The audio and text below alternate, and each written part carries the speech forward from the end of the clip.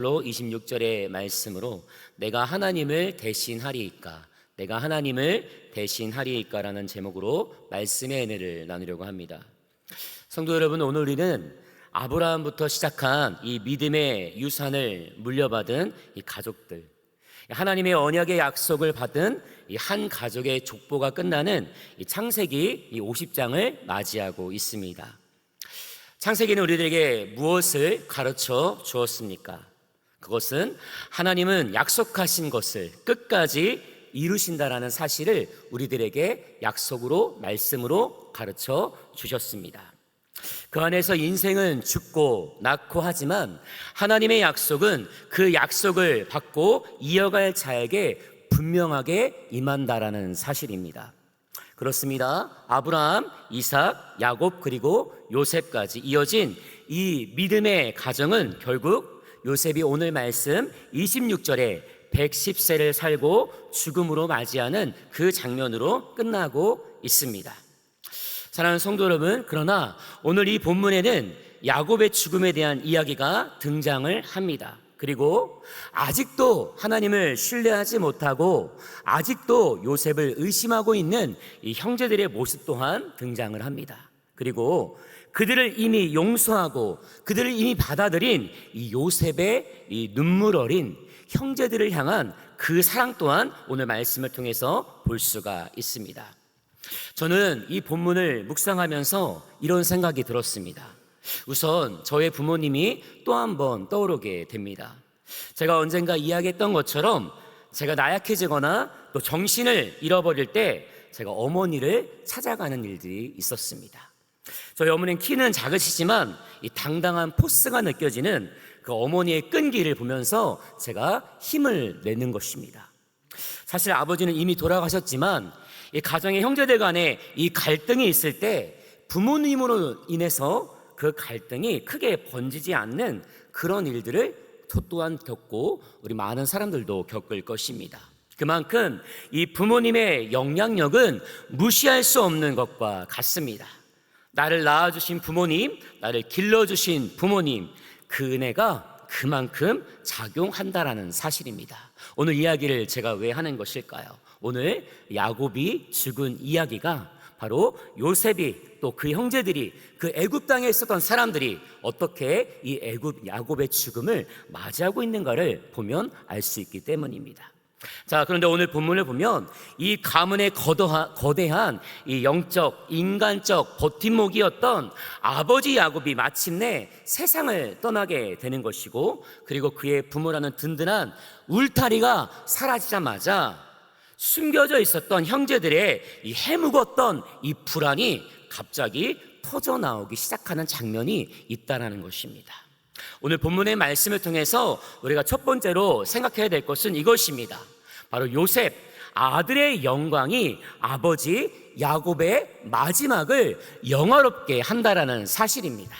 내가 사랑하는 나의 자녀들이 하나님을 믿어서 그의 삶을 통해서 내가 죽음을 맞이하는 그 마지막, 그것을 어떻게 해요? 영화롭게 할 수 있는 그 믿음의 이 족보, 믿음의 유산이 이어지는 이것이 얼마나 중요한 것을 오늘 말씀을 통해 알 수가 있다는 것입니다. 그러므로 우리 성도님들이 나의 자녀를 위해서, 믿음의 유산을 위해서 그것을 잃고 더 간절하게 하나님께 기도할 수 있기를 간절히 소망합니다. 오늘 다 함께 창세기 50장 10절과 11절 말씀을 합독하도록 하겠습니다. 그들이 요단강 건너편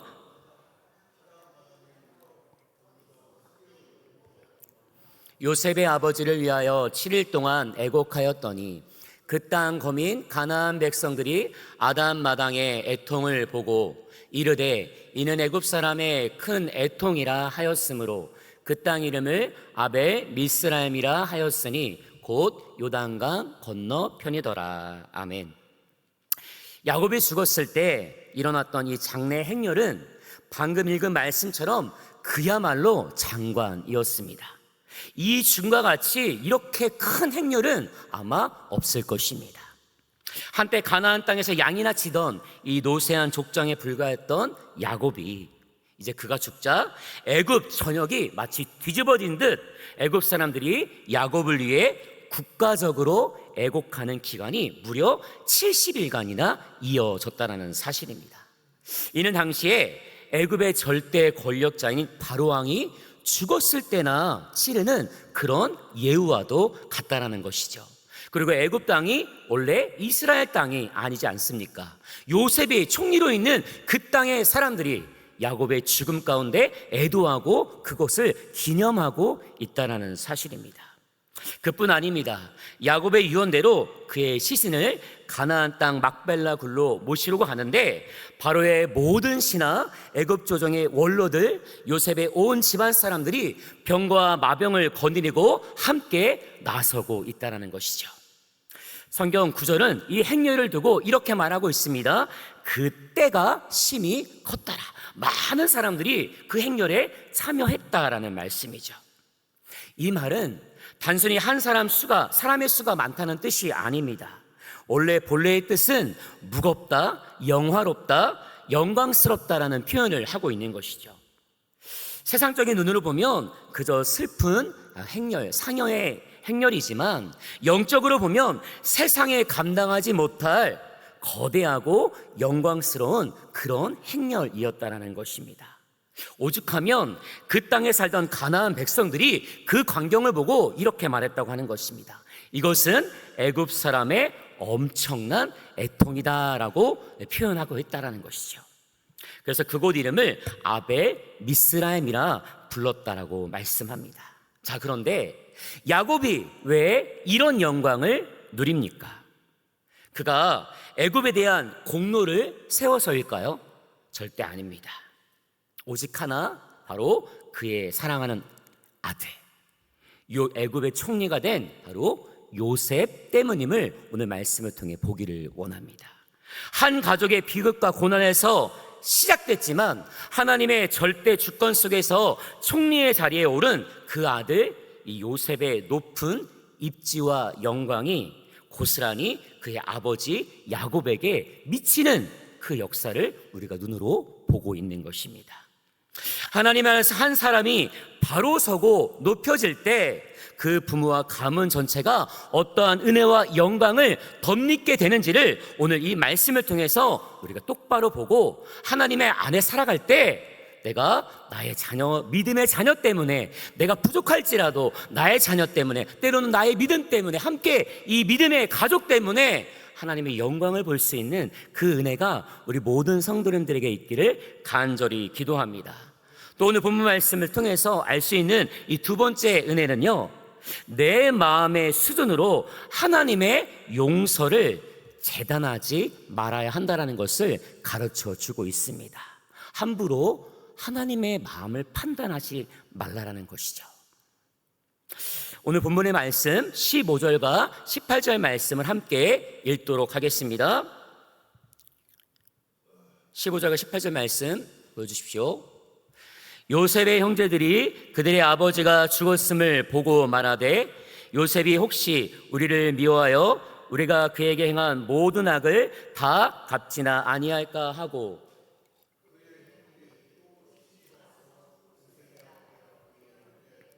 우리는 당신의 종들이니이다. 아멘. 이 장엄한 영광 뒤에 형제들의 불안이 이 말씀 가운데 터져 나오고 있습니다. 형들은 요셉의 큰 사랑을 마치 자기들의 좁은 마음의 수준으로 끌어내리고 있는 그런 장면과도 같습니다. 사랑하는 성도 여러분, 요셉은 이미 형제들을 용서했습니다. 그런데 형제들은 아버지 야곱이 돌아가시자마자 이런 모습을 보이고 있습니다. 방금 읽은 15절을 보면 형제들은 요셉이 자신들에게 이렇게 할 것이다라고 이야기합니다. 모든 악을 다 갚지나 아니할까. 그래서 두려워하는 것이죠. 여기서 갚다 이 말은 받은 것을 그대로 되돌려 주어 보복한다라는 의미로 이 형제들은 요셉의 마음을 끌어내리고 있다라는 것입니다. 우리는 이 형제들의 마음을 깊이 살펴볼 필요가 있습니다. 그들은 이미 창세기 44장에서 베냐민의 자루에서 은잔이 발견됐을 때 유다를 중심으로 하나님께서 우리의 죄를 찾아내셨습니다 라고 고백하면서 자신들의 죄를 철저하게 회개했던 모습이 있었습니다. 그러면 그때 용서는 다 이루어졌던 것입니다. 그런데 이들의 마음 안에 하나님을 신뢰하지 못하는 마음과 같이 요셉의 마음을 신뢰하지 못하는 마음이 드러나고 있다는 것입니다. 그들은 죄를 다루시는 하나님의 손길을 이미 경험했습니다. 이어지는 장면에서는 그러나 요셉이 이 형제들의 그 말을 듣고 어떤 모습으로 그들을 바라보고 있습니까? 요셉이 눈물을 흘리는 것입니다. 왜 눈물을 흘릴까요? 이 형제들이 아직도 하나님의 은혜 안에 거하지 못하는구나. 아직도 그 죄를 버리지 못하고 있구나. 아직도 그 죄에서 벗어나지 못하고 있구나. 너무나 가슴 아픈 것입니다. 왜냐? 하나님을 맞는 요셉의 마음에서는 내 사랑하는 형제들이 이미 죄가 해결됐음에도 불구하고 그 죄에 파묻혀서 나를 용서했던 하나님, 나에게 용서를 허락하신 하나님의 그 마음을 깨닫지 못하고 있는 그 마음 때문에, 두려워하고 있는 그 마음 때문에 울 수밖에 없는 그런 모습을 요셉이 보이고 있다는 사실입니다.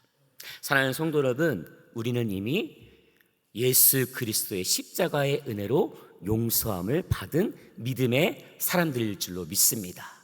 그래, 우리 마음에 어떤 마음이 있어야 되겠습니까? 때로는 죄가 들어옵니다. 그러나 그 죄를 회개하도록 하나님은 말씀을 통해서, 기도를 통해서 회개의 자리로 우리를 인도하신다라는 사실입니다. 그럼 우리는 하나님을 더욱더 신뢰하며 나아갈 수 있기를 간절히 소망합니다. 하나님은 죄를 다 용서하신다고 말씀하셨는데 내가 주님을 신뢰하지 못하니까 멀리 숨어서 무너지고 넘어지고 일어서지 못하는 그 모습을 보시면서 하나님은 요셉이 형제들을 향해서 눈물을 흘렸던 것처럼 하나님은 그렇게 우리를 향해서 눈물 흘리고 있을지도 모른다라는 사실입니다. 오늘 우리의 죄는 이미 십자가에 다 죄사함을 받았습니다. 그러나 그 죄가 다 씻김 받았다고 해서 방종하면 절대로 안 됩니다. 죄 때문에 육신의 어떤 것들을 좋아하는 것들로 변질시켜서는 안 된다라는 사실입니다.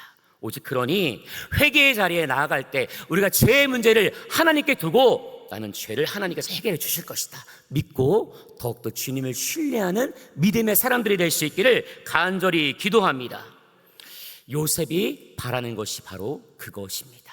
하나님이 바라시는 것이 바로 그것입니다. 주님을 끝까지 신뢰하는 그 믿음이 우리에게 있어야 될 줄로 믿습니다. 사랑하는 성도 여러분, 그 모습이 우리의 모습일 수 있었다는 것에 때로는 깨달으시면서 내가 주님을 신뢰하지 못할 때마다 오늘 말씀을 기억해 볼 수 있기를 소망합니다. 요셉과 형제들의 모습을 보면서 나 하나님 더 신뢰해야지. 그래, 내가 죄인이지만 때로는 죄를 멀리하기도 하고 벗어나오지만 또 짓는 죄 때문에 내가 무너지지만 그러나 하나님을 신뢰할 때 주님 그래도 나를 붙들어 주실 것이죠. 나를 사랑하시죠. 내가 주님의 은혜를 힘있기를 소망하시죠. 그 은혜의 마음을 붙들고 살아가는 우리 모두가 되기를 간절히 소망합니다. 또 세 번째로 기억해야 될 것은 이것입니다. 나는 절대로 하나님의 자리에 설 수 없는 자임을 인정하는 우리 모두가 되기를 소망합니다. 내가 아무리 높은 위치에 있다 할지라도, 내가 아무리 많은 말씀을 기억하고 있다 할지라도 내가 할 수 있는 것은 1도 없다는 사실입니다. 오직 전능자 하나님의 주권을 인정할 때 나의 삶을 이끄시는 하나님 앞에 나의 모든 것이 다 주님의 뜻대로 이루어질 줄로 믿습니다. 오늘 말씀 19절과 20절 말씀을 합독하도록 하겠습니다. 요셉이 그들에게 이르되 두려워하지 마소서,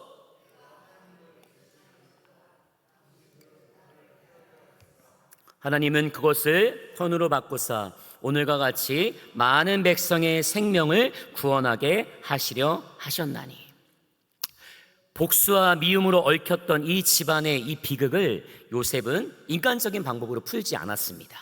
오직 하나님만이 이 모든 것을 해결할 수 있다는 그 답을 정확하게 알고 있었다라는 것입니다. 그렇기에 요셉에게는 형제들의 이 과거의 죄가 아무런 문제가 되지 않았습니다. 이미 다 용서했기 때문입니다. 하나님의 손에 맡겨드린 것입니다. 자신을 신뢰하지 못하고 떨고 있는 형들을 보면서 요셉은 소리내어 울었습니다. 억울해서가 아니라 하나님의 용서와 은혜를 깨닫지 못했던 그들에게 그 마음이 아직도 있었기 때문이었기 때문입니다. 그렇습니다. 우리는 이미 어쩌면 우리가 미워하고 있는 사람들을 다 용서하고 있는 줄도 모르겠습니다. 우리에게 죄 지었던 사람들을 용서하고 있는 줄도 모르겠습니다. 그래서 그들이 나에게 어떠한 해를 또 한다 할지라도, 아직도 회개하지 못하는 그들의 모습을 본다 할지라도 우리에게는 그것이 아무런 문제가 되지 않을 줄로 믿습니다. 왜냐하면 하나님의 용서가 우리에게 이미 이루어졌기 때문입니다. 오늘 우리가 함께 읽은 식구들의 고백, 그러나 이 요셉이 고백하던 이 한 구절의 말씀이 오늘 말씀의 핵심의 말씀과 같은데, 내가 하나님을 대신하리이까. 형제들이 걱정을 두려워했지만 나는 하나님이 아니다. 내가 당신들을 어떻게 심판하냐? 나는 그럴 수가 없다. 오직 심판하신 분은 하나님이시고 판단하신 분은 하나님이시다. 내가 하나님을 대신하리이까. 나는 그럴 수 없는 존재다. 이 뜻을 풀면 내가 어떻게 감히 하나님의 자리에 앉아 있단 말입니까? 두려운 고백과도 같다라는 것입니다. 내가 누군가를 심판하고 정죄하는 그 자리는 오직 재판장이신 하나님의 자리인데, 내가 어찌 그 자리에 앉아서 형님들을 고발하고 벌하겠느냐라는 것입니다. 이것은 하나님의 절대 주권을 인정하는 올바른 모습과도 같습니다. 요셉은 복수할 수 있는 힘이 충분히 있었습니다. 총리였기 때문에, 왕 다음과는 권력가였기 때문이죠. 하지만 요셉은 선언하는 것입니다.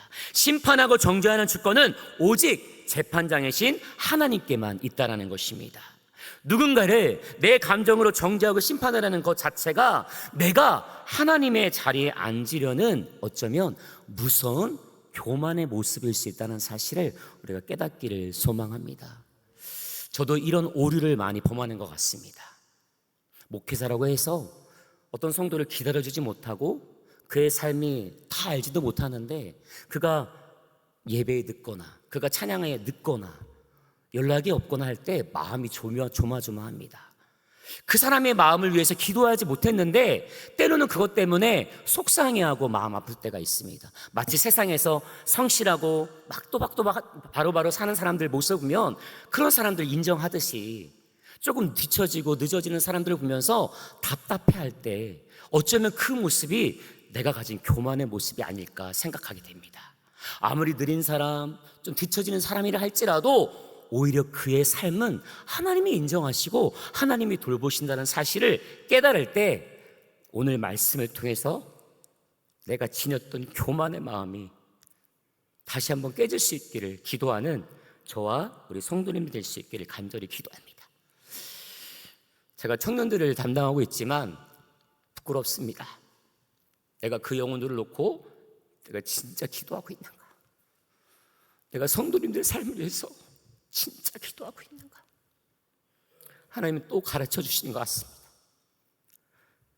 말씀을 전하는 것으로 끝나는 것이 아니라 그 말씀이 정말 저에게 깨달음이 되고 진리가 되고 하나님이 나를 늘 내 주권자이신 하나님 앞에 내 삶을 인정하며 고백드리는 삶이 하나님이 원하시는 삶이 될 줄로 믿습니다. 우리의 마음이 그런 믿음의 삶이 되기를 소망합니다. 오늘 1절 말씀에 놀라운 또 영적 고백을 합니다. 당신들은 나를 해하려 하였으나 하나님은 그것을 선으로 바꾸사 모든 백성들을 구원하려 하신다라는 말씀을 하고 있다는 사실입니다. 그렇습니다. 하나님은 이미 용서를 이루셨고 하나님의 선하신 뜻대로 구원의 역사를 이루시기 위해서 요셉을 애굽의 총리로 있게 하셨습니다. 요셉은 110세까지 살다가 죽었지만 그의 죽음은 아무 의미 없는 죽음이 아니라 그를 통해서 하나님의 구원의 나라 역사를 이루시는 그 믿음의 일들을 이 창세기의 모든 말씀을 통해서 이루시는 놀라운 일들을 보여주셨다는 것입니다. 오늘 우리는 믿음의 사람들입니다. 믿음의 역사를 이뤄가는 하나님의 약속을 받은 믿음의 사람들이 될 줄로 믿습니다. 그 약속을 믿고 기도하며 나아갈 때 하나님이 이루시는 것들을 경험하고 체험하면서 용서를 이루고 사랑하면서 믿음의 공동체를 이루어가는 우리 제일감리교회 성도님 될 수 있기를 예수님의 이름으로 간절히 기도합니다. 우리 가슴에 손 얹고 기도하겠습니다.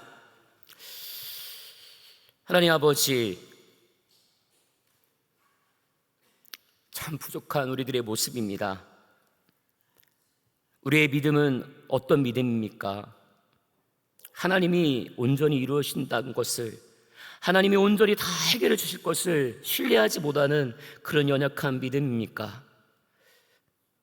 이미 용서를 이루셨고 이미 우리의 모든 것들을 다 하시고 우리가 가는 곳 모든 길을 다 하시는 주님, 그 주님 앞에 우리의 모든 삶을 다 내어드릴 수 있기를 소망합니다. 우리를 주관하여 주시옵소서. 내가 하나님의 자리에 있게 하지 말게 하여 주시옵소서. 내가 하나님의 자리에 있는 것이 아니라 하나님이 주인공이 되어주셔서 우리의 모든 것들을 이루어 주시옵소서. 주님, 이 땅이 어려움 가운데 있습니다. 믿음의 사람들이 믿음을 잃어버립니다. 교회가 무너지는 일들이 너무나 많습니다. 목회자가 아버지 타락하는 일들이 너무나 많습니다. 하나님, 이 세상을 바라볼 때 교회가 이 땅에 희망이 될 수 있기를 간절히 소망합니다. 교회가 용서가 사랑을 이루는 믿음의 공동체의 모습이 될 수 있기를 간절히 기도합니다. 우리를 사용하여 주시옵소서.